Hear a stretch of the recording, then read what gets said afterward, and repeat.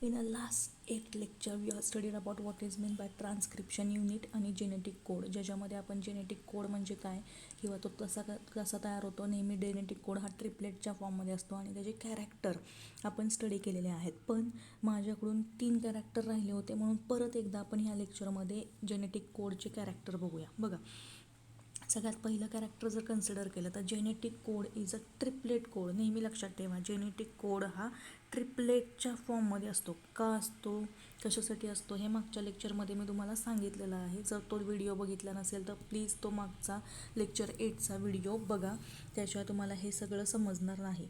त्यानंतर नेहमी लक्षात ठेवा, जेनेटिक कोड कसा आहे, ट्रिपलेट कोडच्या फॉर्ममध्ये आहे. म्हणजे जो जेनेटिक कोड असतो ते नेहमी 5-3 डायरेक्शनला रीड केला जातो. प्रत्येक लिव्हिंग ऑर्गॅनिझम जर कन्सिडर केला तर जेनेटिक कोड हा कसा आहे, ट्रिपलेट कोड आहे, हे लक्षात ठेवा. म्हणजे AUG, GUG अशा फॉर्ममध्ये हा नेहमी जेनेटिक कोड प्रेझेंट असतो ट्रिपलेटच्या. त्यानंतर सेकंड कॅरेक्टर काय, genetic code has distinct polarity. Distinct polarity म्हणजे आत्ताच मी सांगितलं की नेहमी 5-3 अशा डायरेक्शनमध्ये जेनेटिक कोड DNA वरचा रीड केला जातो. बेस्ट एक्झाम्पल द्यायचं म्हटलं तर बघा, आत्ताच मी सांगितलं 5-AUG 3- असा पण जेनेटिक कोड रीड केला जाऊ शकतो. त्यानंतर थर्ड कॅरेक्टर काय, तर genetic code is non overlapping. आता नॉन ओव्हरलॅपिंग म्हणजे काय, फॉर एक्झाम्पल हा जर DNAचा सिक्वेन्स कन्सिडर केला तर ह्याच्यावरती हे सगळे जेनेटिक कोड म्हणजेच न्यूक्लिओटाइड्स असणार आहेत. मग इथं AUG, GUC हे असे जे जेनेटिक कोड आहेत ते एकमेकांवरती आदळत नाहीत, म्हणून त्याला काय म्हणलेलं आहे, नॉन ओव्हरलॅपिंग आहे. जर ओव्हरलॅपिंग झाले तर त्याच्यामध्ये चेंजेस होतील. अमायनो ॲसिड वेगळ्या प्रकारचे तयार होऊ शकतात किंवा 2च्या ऐवजी 4 अमायनो ॲसिड पण तयार होऊ शकतात मॉलिक्यूल. पण जेनेटिक कोड कसा आहे, हा नॉन ओव्हरलॅपिंग आहे, एकमेकांवरती आदळत नाही. हे झालं तिसरं कॅरेक्टर. त्यानंतर फोर्थ कॅरेक्टर बघा, जेनेटिक कोड इज अ कोमालेस. कोमालेस म्हणजे आत्ता सांगितलं मी, नेहमी जेनेटिक कोड हा कसा लिहिला जातो, AUG अशा प्रकारे किंवा GUC अशा प्रकारे जेनेटिक कोड लिहिला जातो. म्हणजेच त्यांच्यामध्ये ह्या 2 वर्ड्समध्ये लेटर्समध्ये गॅप नसतो, पंक्च्युएशन मार्क नसतो, म्हणजेच कोमा वगैरे असं काहीही नसतं, हे लक्षात ठेवा. म्हणजेच म्हणून काय सांगितलं आहे, जेनेटिक कोड कसा आहे, कोमालेस आहे, त्यांच्यामध्ये काहीच कोमा वगैरे किंवा गॅप प्रेझेंट नसतो, हे कॅरेक्टर लक्षात ठेवा. त्यानंतर genetic code has degeneracy. Degeneracy म्हणजे काय, आता usually single amino acid is encoded by a single codon. आता आपल्याला माहिती एक अमायनो ॲसिड एक कोडॉन तयार करतो, पण मात्र काही वेळेस असं होतं की एक किंवा एकापेक्षा जास्त कोडॉन हे एकाच प्रकारचा अमायनो ॲसिड तयार करू शकतात. कारण बघा, 20 अमायनो ॲसिड लागतात बरोबर, पण आपल्या इथं किती आहेत, 64 असे कोडॉन्स तयार होतात आणि हे खूप जास्त आहेत 20 अमायनो ॲसिड तयार करण्यासाठी. म्हणून मग काय होतं, तर रिपिटेशन होतं. म्हणजे एक किंवा एकापेक्षा जास्त कोडॉन हा एकच प्रकारचा अमायनो ॲसिड तयार करू शकतो आणि ह्यालाच म्हटलं जातं डिजेनरसी. आणि हे कधी एक्सप्लेन केलं जातं, तर वोबल हायपोथिसिस थ्रू एक्सप्लेन केलं जातं. आता त्यामध्ये हे जर एक बेस्ट एक्झाम्पल जर सांगायचं म्हटलं तर इथे फोटोग्राफ बघा, म्हणजे तुम्हाला लक्षात येईल. आता इथे जर तुम्ही बघितलं नीट तर बघा, इथं UAA, UUG, त्यानंतर CUU, CUC, CUA, CUG हे जे तुम्हाला कोडॉन दिसत आहेत हे एकाच प्रकारचा अमायनो ॲसिड, म्हणजे एक किंवा एकापेक्षा जास्त कोडॉनसुद्धा एकाच प्रकारचा अमायनो ॲसिड तयार करू शकतात. आता इथे काय होतं आहे, तर हे जे सगळे तुम्हाला दिसत आहेत हे ल्युसीन नावाचं अमायनो ॲसिड तयार करतात. म्हणजे एकापेक्षा जास्त कोडॉन एकच सेम प्रकारचं काय करतायत, तर अमायनो ॲसिड तयार करू शकतात, म्हणून त्याला डिजेनरसी असं म्हटलेलं आहे. हे कॅरेक्टर लक्षात ठेवा, म्हणजे जेनेटिक कोडला डिजेनरसी असते. त्यानंतर नेक्स्ट कॅरेक्टर काय, genetic code is universal. Universal का म्हटलेलं आहे, आता इथं जेवढे पण लिव्हिंग ऑर्गॅनिझम्स आहेत त्यामध्ये अमायनो ॲसिड जे आहे ते एक कोडॉन एका अमायनो ॲसिडला बनलेला असतो, हे लक्षात ठेवा. म्हणजे नेहमी लक्षात ठेवा, AUG हा जो कोडॉन आहे तो मिथिओनाइनलाच तयार करेल फक्त अमायनो ॲसिडला. म्हणजे कोणता कोडॉन कोणता अमायनो ॲसिड तयार करणार हे पूर्णपणे ठरलेलं असतं, सेम असतं, आणि हे प्रत्येक लिव्हिंग ऑर्गॅनिझममध्ये सेम असतो.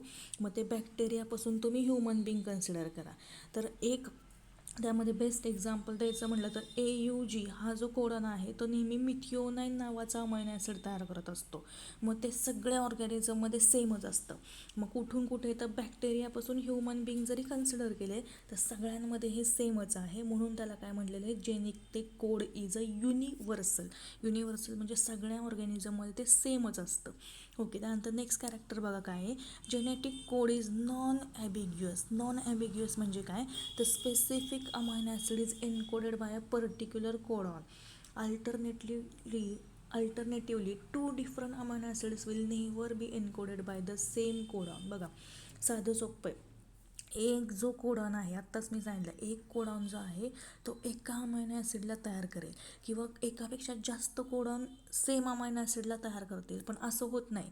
आता हा AUG कोडॉन आहे तो मिथिओनाइनला तयार करतो, बरोबर, अमायनो ॲसिडला किंवा कोड करतो. पण हाच AUG ल्युसिनला कोड करणार नाही, हे लक्षात ठेवा. म्हणून त्याला नॉन ॲबिग्युअस जेनेटिक कोड म्हटलेले. नॉन ॲबिग्युअस म्हणजे काय, तर त्यांचं ठरलेलं आहे, एक कोडॉन ज्या अमायनो ॲसिडला तो तयार करतोय त्याच अमायनो ॲसिडला तयार करेल, अजून दोन वेगळ्या अमायनो ॲसिडला किंवा एका वेगळ्या अमायनो ॲसिडला तो तयार करणार नाही, हे लक्षात ठेवा. म्हणून त्याला नॉन ॲबिग्युअस म्हटलेले. त्यानंतर initiation codon and termination codon आता ह्याच्यावरती प्रेझेंट असतात. बघा इनिशिएशन कोडॉन म्हणजे काय आणि टर्मिनेशन कोडॉन म्हणजे काय, साधं सोपं आहे. आता फॉर एक्झाम्पल जर कन्सिडर केला, हा mRNAचा स्ट्रँड आहे, बरोबर. mRNAवरती नेहमी स्टार्टिंगला AUG असाच कोडॉन प्रेझेंट असतो आणि एंडला UAA किंवा UAG UGA हे असे प्रेझेंट असतात. आता हितला जो कोडॉन आहे ह्याला इनिशिएशन कोडॉन म्हटलेले आहे, कारण जे प्रोटीन सिंथेसिस आहे, आता पुढे जाऊन आपण ट्रान्सलेशनमध्ये ते बघणार आहे कसं होतं प्रोटीन सिंथेसिस. AUG हे जे आहे हिथून खरं प्रोटीन सिंथेसिस चालू होतं. म्हणजेच AUG आत्ताच मी सांगितलं कुणाला कोड करतो, तर मिथिओनाइन नावाच्या अमायनो ॲसिडला तो कोड करत असतो, तयार करत असतो. हे पूर्णपणे डोक्यात ठेवा. AUG मिथिओनाइनला कोड करत असतो. मिथिओनाइन हे अमायनो ॲसिड आहे. असे 20 प्रकारचे अमायनो ॲसिड असतात. आता ते कसे असतात, त्याची नावं काय आहेत, हे सगळं तुम्ही नेटवरती सर्च करा आणि मला सांगा की 20 अमायनो ॲसिडची नावं कोणती आहेत. जर तुम्हाला हे माहीत नसेल, येत नसेल, तर मला विचारा, माझ्याकडे ती लिस्ट आहे, मी तुम्हाला देईल. पण प्लीज पर्सनली तुम्ही कॉन्टॅक्ट करा. त्यानंतर UAA जर कन्सिडर केला तर ह्याला स्टॉप कोडॉन म्हटलेलं आहे किंवा टर्मिनेशन कोडॉन्स म्हटलेले आहे. का, तर हिते ज्यावेळेस रायबोझोम अटॅच होतील, म्हणजे प्रोटीन सिंथेसिस ज्यावेळेस हितपर्यंत येईल त्यावेळेस काय होणार आहे, तर हिथं रिॲक्शन स्टॉप होणार आहे, प्रोटीन सिंथेसिस होण्याचं थांबणार आहे, म्हणजे पॉलीपेप्टाइड चेन हिथून निघून जाणार आहे. आता हे सगळं डीपमध्ये आपण ट्रान्सलेशनमध्ये बघणारच आहोत. आत्ता एवढंच लक्षात ठेवा की इनिशिएशन आणि टर्मिनेशन असे दोन वेगळ्या प्रकारचे कोडॉन असतात. इनिशिएशन कोडॉन म्हणजे जे रिॲक्शन स्टार्ट करून देतील आणि टर्मिनेशन कोडॉन म्हणजे जे रिॲक्शन प्रोटीन सिंथेसिसची थांबवतील, त्याला म्हटलं जातं termination codon. Then next, it is universal. आत्ताच मी सांगितलं जेवढे पण ऑर्गॅनिझम्स आहेत त्याच्यामध्ये specific codon specifies same amino acid. जेवढे पण ऑर्गॅनिझम आहेत त्याच्यामध्ये सेम. आता इथं AUG मिथिओनाइन जर तयार करत असेल तर सगळ्या ऑर्गॅनिझममध्ये AUGच मिथिओनाइन तयार करेल, म्हणून तो युनिव्हर्सल आहे. आत्ताच मी सांगितलं मगाशी. त्यानंतर लास्ट वन कॅरेक्टर काय, तर कोडॉन अँड अँटी कोडॉन असं प्रेझेंट असतं. आता कोडॉन आणि अँटी कोडॉन म्हणजे काय, तर कोडॉन हा DNAचा पार्ट आहे. म्हणजे आत्ताच मी सांगितलं की AUG हा कोडॉन झाला. आता त्याच्या अपोजिट अँटी कोडॉन जर कन्सिडर केले, बघा आता इथं AUG हा कोडॉन आहे. आता ह्याच्या अपोजिट जे अँटी कोडॉन आहेत ते कुठे प्रेझेंट असतात, तर tRNAवरती प्रेझेंट असतात. आता हे tRNA काय आहे, तर RNAचा तिसरा टाईप आहे. हे सांगितलं होतं मी तुम्हाला, RNAचे 3 टाईप्स, rRNA, mRNA आणि tRNA. mRNAचं काम काय, तर मेसेंजर RNA ज्याला म्हटलं जातं, जो न्यूक्लियसपासून सायटोप्लाझममध्ये मेसेज पोहोचवण्याचं काम करतो ड्युरिंग प्रोटीन सिंथेसिस. त्यानंतर rRNA म्हणजे रायबोझोमल RNA म्हटलं जातं आणि tRNA म्हणजे ट्रान्सफर RNA. म्हणजेच काय, तर अमायनो ॲसिड प्रोटीन जिथं होतं आहे तयार, म्हणजेच प्रोटीन सिंथेसिस जिथं होते, ट्रान्सलेशन जिथं होते, तिथं अमायनो ॲसिड आणण्याचं काम हे TRNA करत असतात, म्हणून त्याला ट्रान्सफर RNA असं म्हटलं जातं. आता नेहमी लक्षात ठेवा, हा mRNA जर कन्सिडर केला तर ह्याच्यावरती कोडॉन प्रेझेंट असतात आणि TRNAवरती ह्याच्याबरोबर अपोजिट अँटी कोडॉन प्रेझेंट असतात. म्हणजे बघा, फॉर एक्झाम्पल आता इथं AUG असं आहे, तर Aच्या अपोजिट काय येणार रे सांगा? यू येईल. त्यानंतर यूच्या अपोजिट काय येणार? ए येणार. आणि जीच्या अपोजिट काय येणार? सी येणार.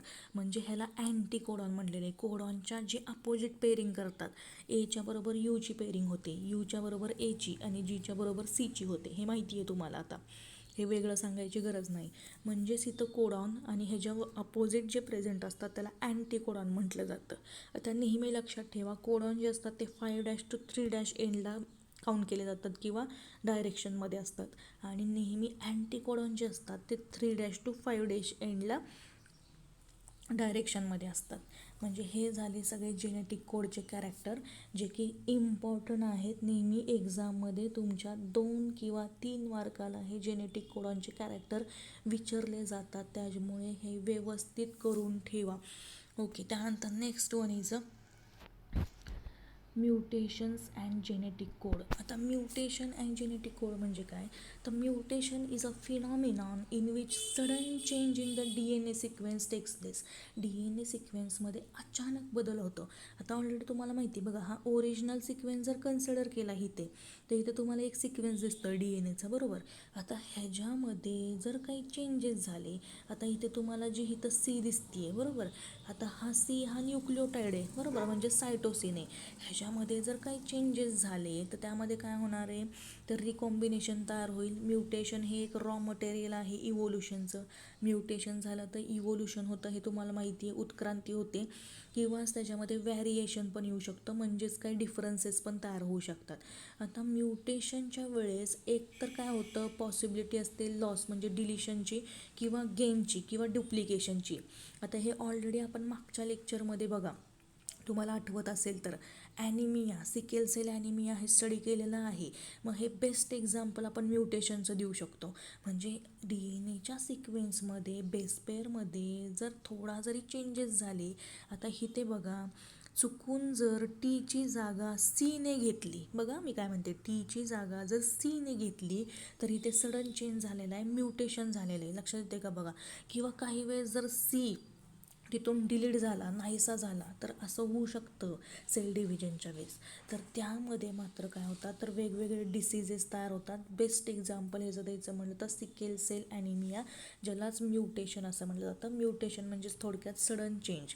म्हणजेच काय, एकतर अमायनो ॲसिड तिथं इन्सर्ट होईल किंवा डिलीट केला जाईल. लक्षात येते का बघा? त्यालाच म्युटेशन असं म्हटलं जातं. म्हणजेच इथं पॉईंट म्युटेशन म्हणजे काय, लक्षात आलं का बघा? पॉईंट म्युटेशन म्हणजे ज्या पॉईंटला म्युटेशन होतं आहे त्याला म्हटलं जातं पॉईंट म्युटेशन. एकदम सोपा कन्सेप्ट आहे. त्यानंतर नेक्स्ट वन इज आता लक्ष द्या, सगळ्यात महत्त्वाचा point, TRNA the adapter molecule. TRNAला ॲडॅप्टर मॉलिक्यूल म्हटलं जातं. आता TRNAला ॲडॅप्टर मॉलिक्यूल असं का म्हटलेलं आहे, तर काही सायंटिस्ट असं कन्सिडर करत होते की त्यामध्ये TRNAचं मेकॅनिझम जर कन्सिडर केलं तर त्यावरती असं काहीतरी प्रेझेंट असणार आहे जे कोडॉन रीड करण्याची त्यांच्यामध्ये कॅपॅसिटी आहे, आणि त्याचबरोबर एका अमायनो ॲसिडला बाइंड करण्याची पण कॅपॅसिटी त्यांच्यामध्ये प्रेझेंट आहे, असं काही सायंटिस्टचं म्हणणं होतं, बरोबर. मग आता लक्षात ठेवा, नेहमी TRNAवरती अशी काही कॅपॅसिटी असते की ते mRNAवरचं कोडॉन रीड करतील आणि शिवाय अमायनो ॲसिडला जाऊन बाइंड होतील. आता नेहमी लक्षात ठेवा, एक TRNA जो आहे तो एका अमायनो ॲसिडला बाइंड होत असतो, हे लक्षात ठेवा. मग असे किती TRNA प्रोटीन सिंथेसिसच्या वेळेस लागतील, तर 20 TRNAची गरज असेल, बरोबर. कारण हे 20 अमायनो ॲसिड आणणार आहेत प्रोटीन मॉलिक्यूल म्हणजे पॉलिपेप्टाइड चेन तयार करायला, हे लक्षात ठेवा. आता TRNAचं जर स्ट्रक्चर कन्सिडर केलं, म्हणून TRNAला ॲडॅप्टर मॉलिक्यूल म्हटलेले, कारण नेहमी तो अमायनो ॲसिड काय करत असतो, ॲडॉप्ट करत असतो, म्हणून त्याला ॲडॅप्टर म्हटलेले, ॲडॅप्टर मॉलिक्यूल म्हटलेले, हे लक्षात ठेवा.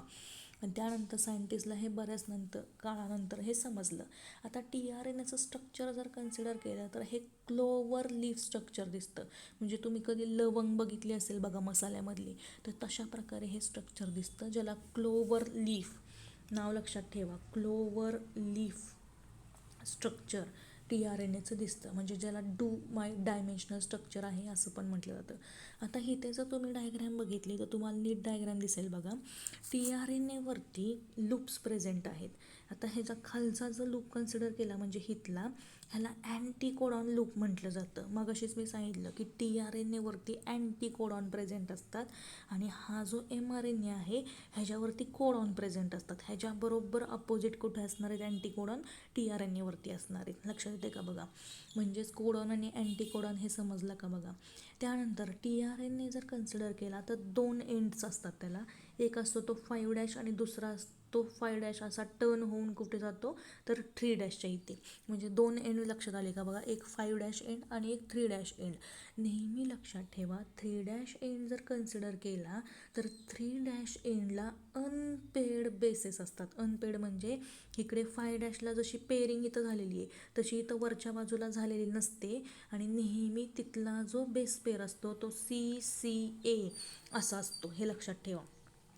म्हणजे 3' एंडला अनपेड बेसेस असतात अमायनो ॲसिड जिथं बाइंड होणार असतं.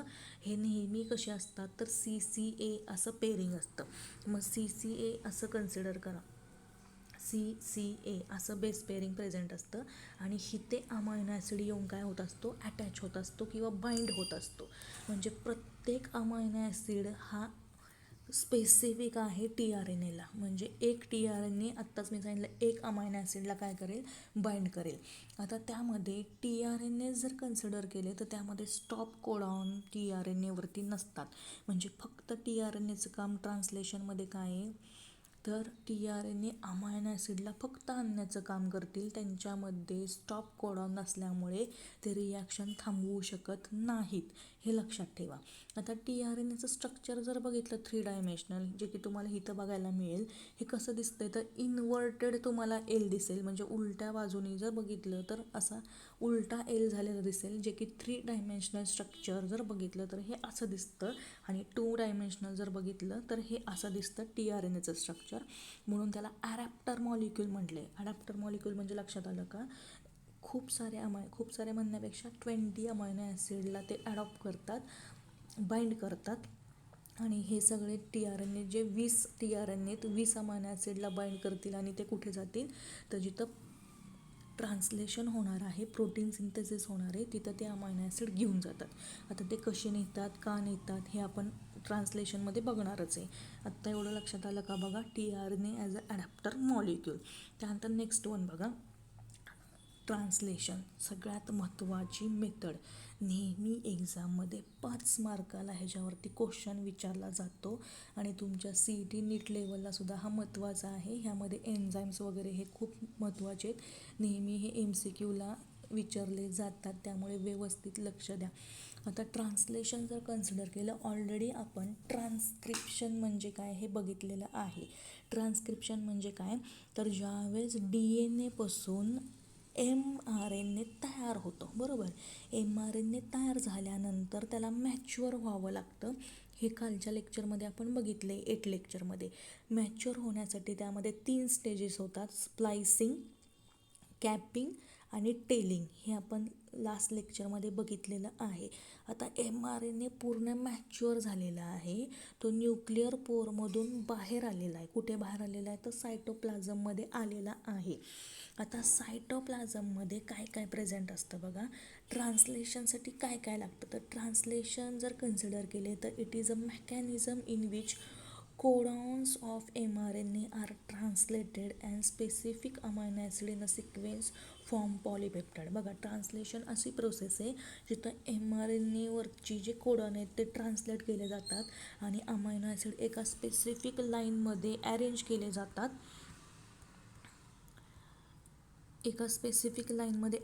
जातात. To form a polypeptide chain. लक्षात ठेवा. आता जेवढे पण टाईप्स ऑफ प्रोटीन्स आहेत जे सेल सिंथसाइज करते within it cell, all types of protein, सगळ्या टाईपचे प्रोटीन हे सेल सिंथसाइज करत असते आतमध्ये, म्हणून त्याला इंट्रासेल्युलर म्हटलेलं आहे. इंट्रासेल्युलर म्हणजे सेलच्या आतमध्ये जी रिॲक्शन चालते त्याला म्हटलं जातं इंट्रासेल्युलर. जेवढे पण प्रोटीन आहेत ते सेलच्या आतमध्येच तयार होत असतात, हे लक्षात ठेवा. आता प्रोसेस ऑफ ट्रान्सलेशन जर कन्सिडर केलं तर त्यासाठी बेसिक काय काय रॉ मटेरियल लागतं बघा. जसं एखादं आपण बिल्डिंग बांधणार असेल, कळते, बिल्डिंग बांधणार असेल तर रॉ मटेरियल आपल्याला काय लागतं, सिमेंट लागते, वीट लागते, वाळू लागते, अजून बरंचसं लागतं सामान, बरोबर. तशाच प्रकारे ट्रान्सलेशन होण्यासाठी काय काय लागतं तर 20 अमायनो ॲसिड लागतील, बरोबर. त्यानंतर mRNA लागेल, tRNA लागेल, रायबोझोम्स लागतील म्हणजे RRNA लागतील, ATP लागेल, एनर्जी पाहिजे ना हे सगळं होण्यासाठी. त्यानंतर Mg++ आयन्स लागतील. आता हे का लागतात हे नंतर मी सांगते. आता एवढंच लक्षात ठेवा रॉ मटेरियल ट्रान्सलेशनसाठी काय काय: amino acid, mRNA, tRNA, ribosome, ATP, Mg+ ions म्हणजे मॅग्नेशियम आयन्स, काही एन्झाईम्स, इलॉंगेशन, ट्रान्सलोकेशन आणि रिलीज फॅक्टर पण लागतील. एवढं सगळ्या स्टेप्स व्हाव्या लागतात. आता त्यामध्ये बघा, अमायनो ॲसिड जर कन्सिडर केले तर अमायनो ॲसिड रॉ मटेरियल आहे प्रोटीन सिंथेसिससाठी. अमायनो ॲसिड नसतील तर प्रोटीन सिंथेसिस होणार नाही. मग असे किती अमायनो ॲसिड लागतील तर 20 different types of amino acids are known to form protein. आणि हे सगळे कुठे असतात तर सायटोप्लाझममध्ये असतात, हे लक्षात ठेवा.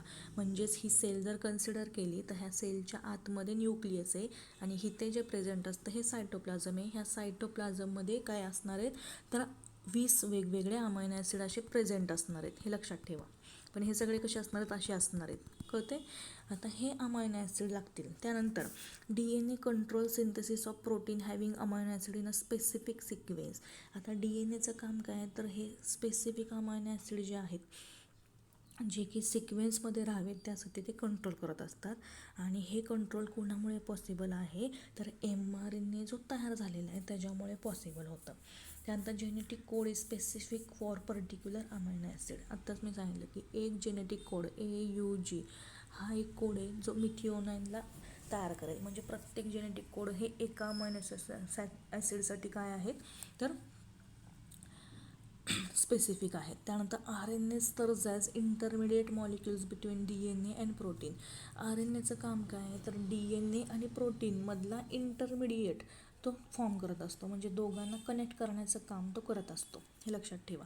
त्यानंतर नेक्स्ट पॉईंट बघा, ribosome serves as site for protein synthesis. आता ॲक्च्युअल सायटोप्लाझममध्ये रायबोझोम्स असतात, बरोबर. आणि हेच अशी साईट आहे जिथं प्रोटीन सिंथेसिस होतं. प्रत्येक रायबोझोम जर कन्सिडर केला तर त्याच्यामध्ये 2 सब युनिट असतात. एक असतं ते लार्ज आणि एक असतं ते स्मॉल. अशा एक प्रकारे ते रायबोझोम दिसतात. ह्याला सब युनिट म्हणलेले. हे आहे सब युनिट, हे सब युनिट. एक असतं ते लार्ज, दुसरं असतं ते स्मॉल, जे की सायटोप्लाझममध्ये प्रेझेंट असतं. आता सुरुवातीला हे सब युनिट सेपरेट असतात आणि हे जॉईंट होण्यासाठी म्हणजेच एकत्र येण्यासाठी आत्ता मी मगाशी सांगितलं Mg++ आयन्स हे रिक्वायर्ड असतात. मग हे आयन्स प्रेझेंट असतील तर त्यांच्या प्रेझेन्समध्ये हे जे सब युनिट्स आहेत ते नंतर जॉईन होतात. आता रायबोझोम असा आहे की जिथं बाइंडिंग साईट तयार होते mRNAला, म्हणजे रायबोझोमच्या इथे mRNA येतो आणि असं इथे बाइंड होतो किंवा त्याला अटॅच होतो, हे लक्षात ठेवा. आणि tRNAसाठी पण 3 बाइंडिंग साईट असतात रायबोझोमवरती. A साईट, P साईट आणि E साईट अशा 3 साईट्स असतात tRNAवरती, हे लक्षात ठेवा. त्यानंतर आता यूकॅरियोट जर कन्सिडर केलं तर eukaryote have a group present between 2 subunits of ribosome. बघा आता हे 2 रायबोझोम्स आहेत, बरोबर. ह्या रायबोझोमचे सब युनिट आहे तर इथे एक ग्रुप प्रेझेंट असते. ग्रुप म्हणजे काय, एक खाच असते आणि तिथे काय होत असतं mRNA जाऊन अटॅच होत असतो, हे लक्षात ठेवा. म्हणजेच इथं जर पॉलीपेप्टाइड चेन कन्सिडर केली तर form the action of cellular enzyme also protects mRNA from the action of nucleases. आता न्यूक्लिएजेस व एन्झाईमबरोबर त्यांची रिॲक्शन होऊ नाही mRNAची, म्हणून पॉलीपेप्टाइड चेन काय करत असतात तिथं ॲक्शन दाखवत असतात. आता ट्रान्सलेशन जर कन्सिडर केलं, मेकॅनिझम ऑफ ट्रान्सलेशन म्हणजे ॲक्च्युअल ट्रान्सलेशन कसं होतं आपण बघू. त्याला सिंथेसिस ऑफ पॉलीपेप्टाइड चेन किंवा फॉर्मेशन ऑफ प्रोटीन असं पण म्हटलं जातं, ज्याच्यामध्ये 3 स्टेजेस आहेत: इनिशिएशन, इलॉंगेशन अँड टर्मिनेशन. आता सगळ्यात पहिली स्टेज आपण बघू इनिशिएशन. आता इनिशिएशनमध्ये काय होतं बघा, जे अमायनो ॲसिड आहेत, आता तुम्हाला माहिती आहे सायटोप्लाझममध्ये अमायनो ॲसिड प्रेझेंट असणार आहेत. हे सगळे अमायनो ॲसिड काय होतात तर ॲक्टिवेट होतात. हे कुणाच्या प्रेझेन्समध्ये चालतं तर ATP, ज्याच्यासाठी महत्त्वाची आहे, इसेन्शियल आहे.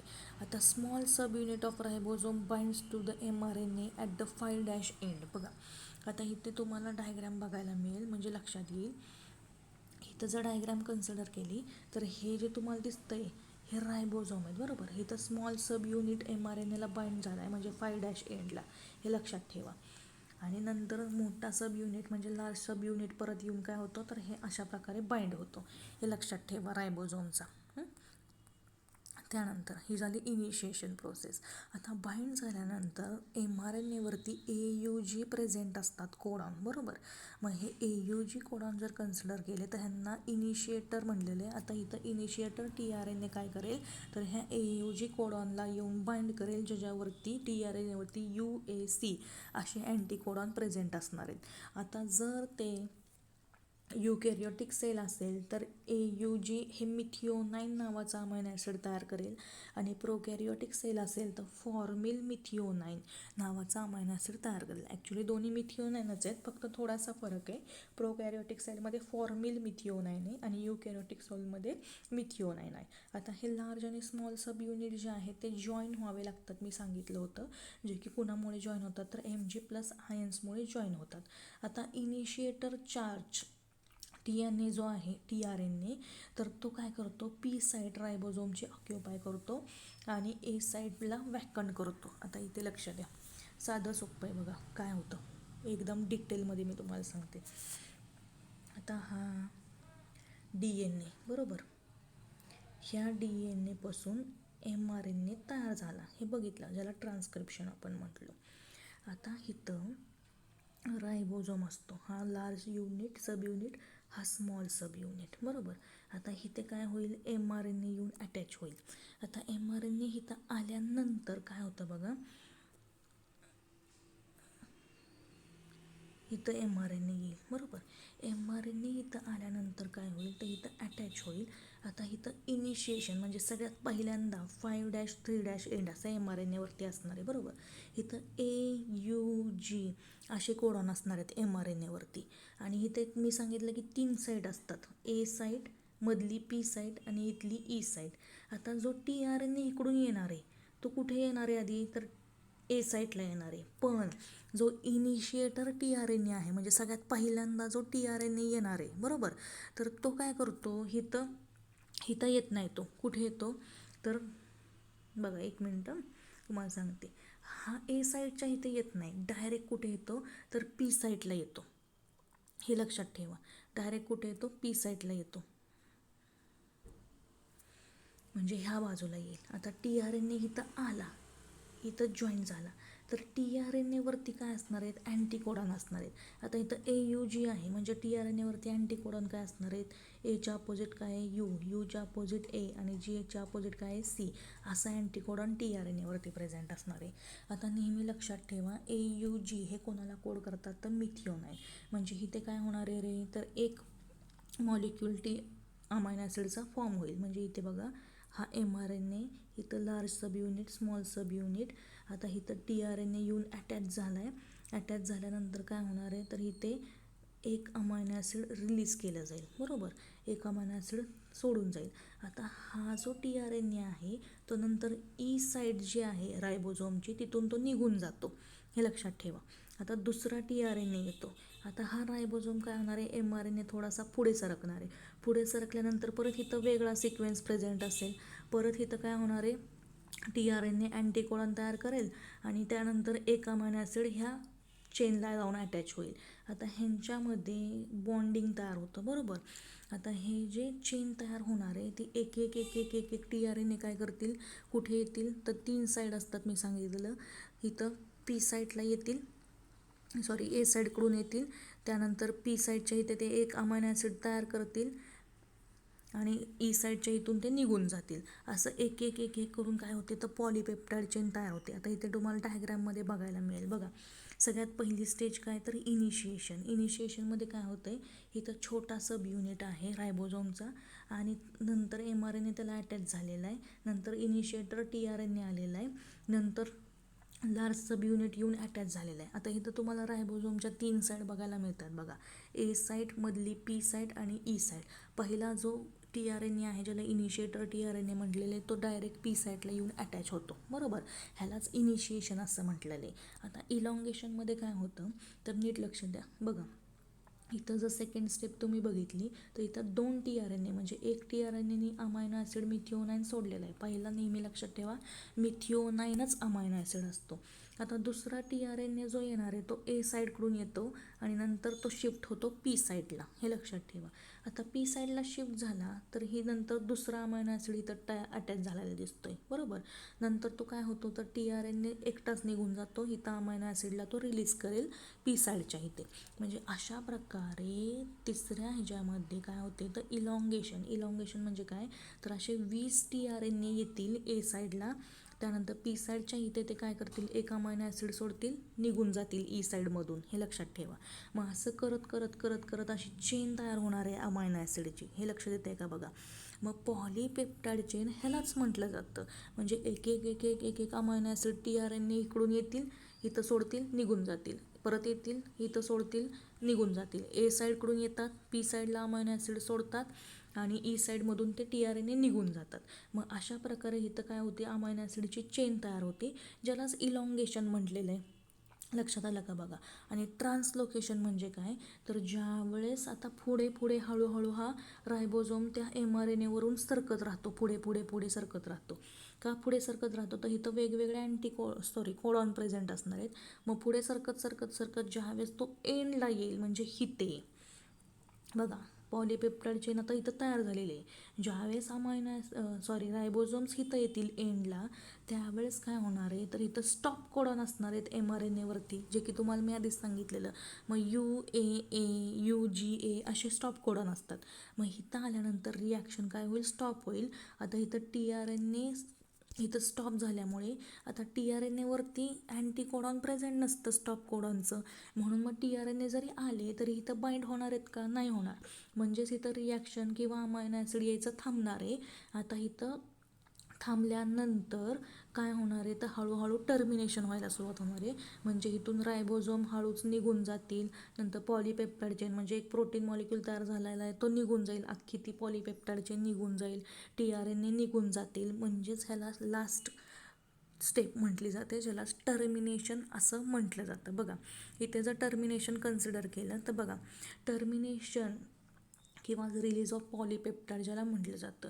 आता end of mRNA there is a stop codon. म्हणजे आत्ताच मी सांगितलं की mRNAच्या इथे एंडला स्टॉप कोडॉन असतात आणि स्टॉप कोडॉन असल्यामुळे तिथे काय होतं तर 2 रायबोझोमचे सब युनिट आहेत. पॉलीपेप्टाइड चेन सुरुवातीला रिलीज होईल, नंतर 2 सब युनिट रायबोझोमचे ते सुद्धा बाहेर निघून जातील, tRNA फ्री होईल सायटोप्लाझममध्ये आणि mRNA सुद्धा काय आहे तर तो निघून जाईल.